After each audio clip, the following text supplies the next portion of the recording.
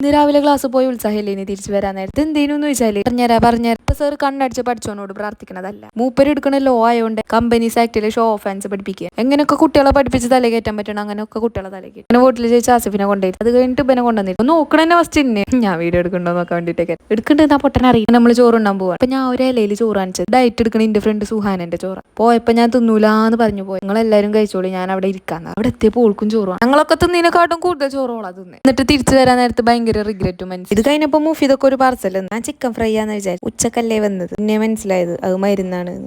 കണ്ട ഓരോ വികൃതി.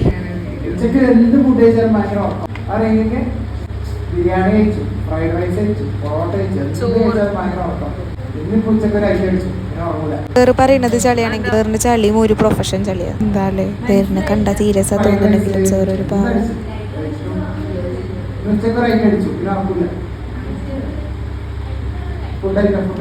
ഇന്നല്ല 4 മാസത്തേക്ക് ഉറപ്പില്ല. ഞാൻ അടിച്ചാൽ 4 മാസം